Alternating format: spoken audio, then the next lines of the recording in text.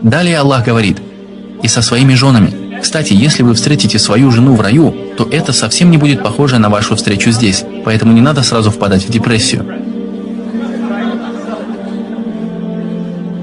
Да, я в раю встречу свою жену, а я подумал, что встречу там Гурию. И ты тоже здесь? Нет, конечно, я не против, но...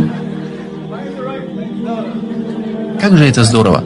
Всякая неприязнь, обиды, все, что вас раздражало в супругах, все это исчезнет.